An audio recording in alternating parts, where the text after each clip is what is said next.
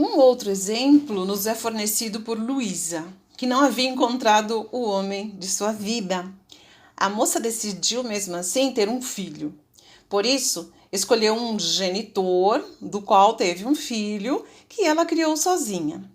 Alguns anos mais tarde, ao retraçar sua árvore genealógica, ela percebeu com espanto que tinha uma tia-avó também chamada Luísa, que havia sido mãe solteira.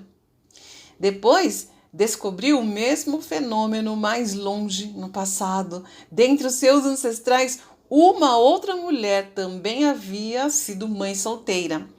Assim, àquela família pertenciam 3 mulheres, das quais 2 com o mesmo nome, que haviam criado filhos sozinhas.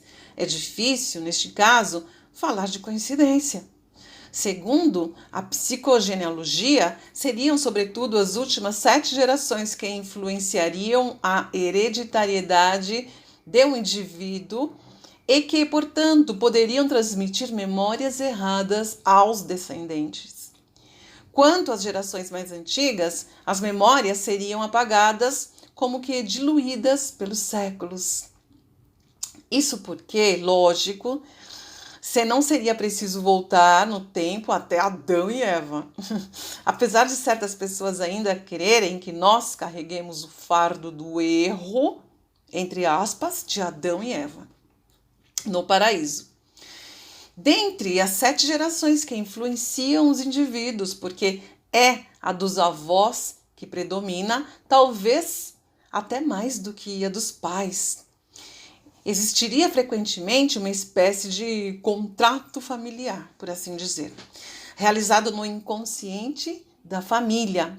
Contrato este que daria um lugar especial ou uma missão especial à criança que acaba de nascer, como, por exemplo, cuidar dos irmãos ou criar os laços entre todos os membros da família, ou ainda cuidar dos pais ou dos avós.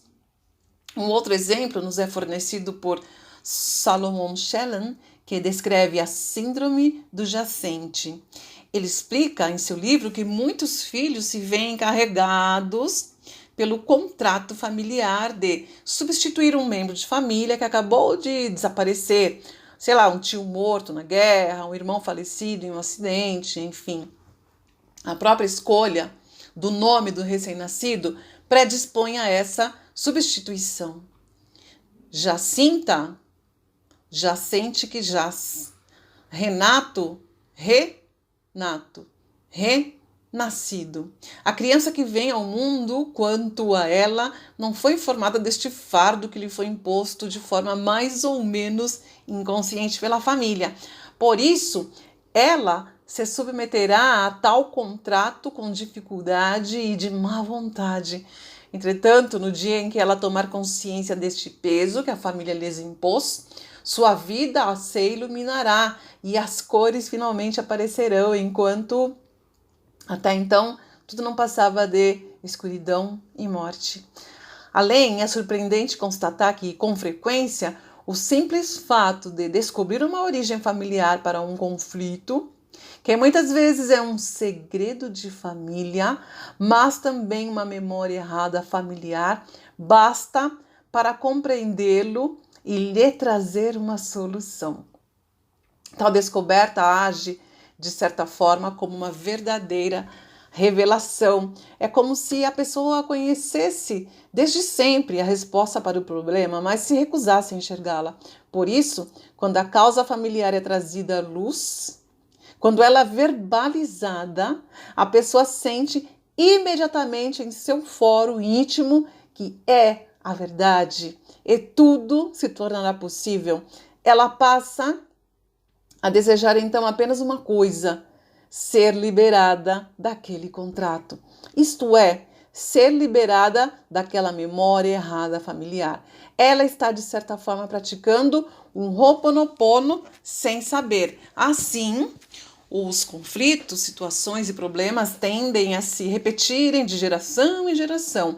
Eles se repetirão muitas e muitas vezes, até que finalmente um elo daquela corrente familiar traga uma solução para o conflito. Ou seja, o conflito é a memória errada. Quebrando deste modo o ciclo infernal. Isso libera os antepassados daquele fardo e, ao mesmo tempo, dispensa os filhos de terem de enfrentar a si próprios esse tipo de problema. Gente, é bonito, é incrível, é certo e é maravilhoso. Então, nós temos aqui várias falas, na verdade é uma fala só, através de várias bocas, né? Então, o que eu sinto aqui, não é? A epigenética, a psicogenealogia, a constelação familiar, que é o que eu vivi de mais perto, e tenho um pouquinho de conhecimento, não sou consteladora, mas admiro demais, tenho muitos amigos consteladores, né? E o trabalho que nós realizamos também na mesa de estação radiônica, ou seja, tudo isso é conectado. Ou seja, presta atenção. Se o teu ciclo repetitivo, seu ou de alguém da sua família, ou seja, vem de uma ancestralidade, não é? Vem desse contrato, entre aspas, que foi feito e assim que você nasceu foi trazido aí para você. Tudo que existe assim na base familiar, que seja ser sabe, que começa a ser um segredo e ninguém toca no assunto e não fala. Olha, é tão impressionante que nós aqui, eu, na minha família pequena, né? E agora fazendo Ho'oponopono, eu e minha irmã, estávamos ontem numa conversa familiar, eu, minha irmã, minha sobrinha, minha filha, enfim. E veio uma situação que era um segredo familiar com relação à minha mãe, tá? Claro que não vou expor aqui porque não vem ao caso, mas só quero compartilhar como é impressionante, porque surgiu do nada essa conversa através da minha irmã e a gente foi conversando e falando e trazendo as informações para minha filha e para minha sobrinha. E de repente eu me toquei, né? Eu falei, nossa, Neide, veja bem, é o isso daí é a consequência já do Ho'oponopono. E parece que de mim, assim, que alívio de falar aquilo, de compartilhar aquilo com a minha filha, né?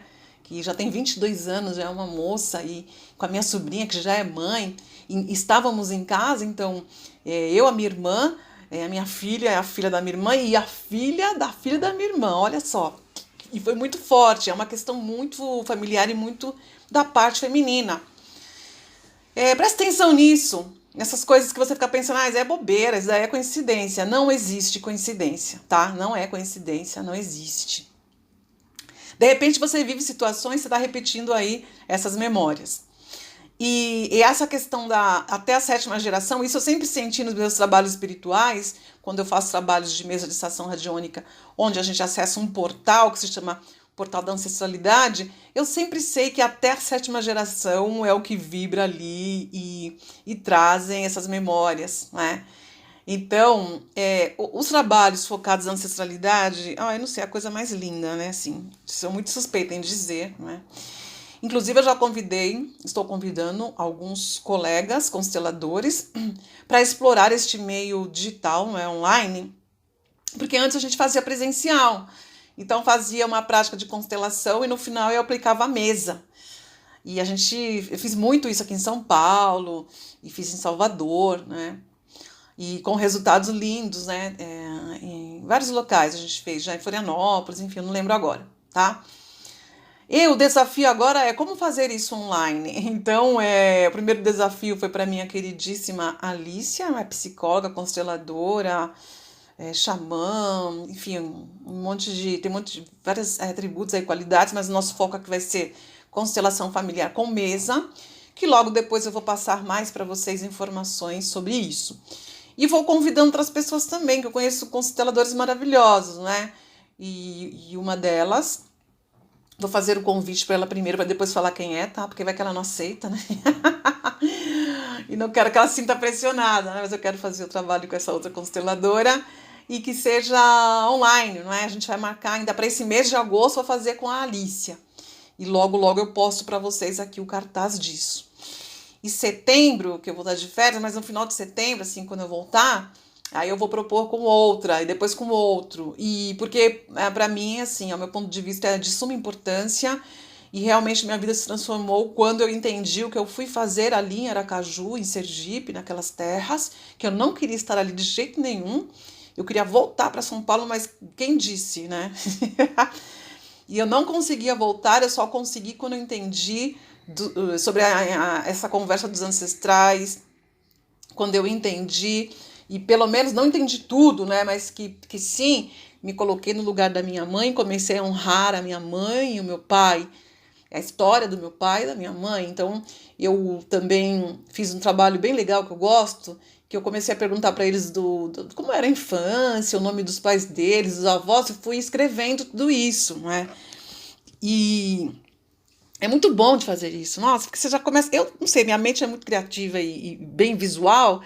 E eu começava já a visualizar ali meu pai pequenininho brincando, né? Como foi a infância dele, o que ele recebeu. Ele conheceu o pai, não conheceu, né? Ele também teve uma pessoa que não adotou ele, mas assumiu, sabe? E ele contando com 16 anos o que ele fez. Depois ele veio para São Paulo. E aquilo para mim foi. Ai, que delícia. Só de falar agora eu já. E eu fui lá, né? Eu fui lá na terra onde ele nasceu, no povoado, onde minha mãe nasceu também, onde ela cresceu, viveu a infância. Eu fui lá, pisei naquelas terras ali, e com muita honra, né? E isso para mim foi transformador. E até o momento em que um dos momentos desses encontros de constelação que acontecia na minha casa, que eu comecei a participar, porque no começo eu não participava, né? Assim, entre aspas, né? Tava ali, né? Nos bastidores, servindo cafezinho, trazendo água e trazendo uma sustentação energética espiritual. Mas teve um dia que eu fui, né? Tive que ir e foi muito libertador. Das coisas que eu muito gosto e falo mesmo, assim, dessas tecnologias de cura, que para mim são tecnologias, e muitíssimo da constelação familiar. Gosto demais e eu honro muito mesmo, né? Tudo isso. Bom, falando sobre os ciclos das vidas passadas e o que se chama de karma. Falo isso no próximo áudio, tá? Olha, te espero lá. Um beijo.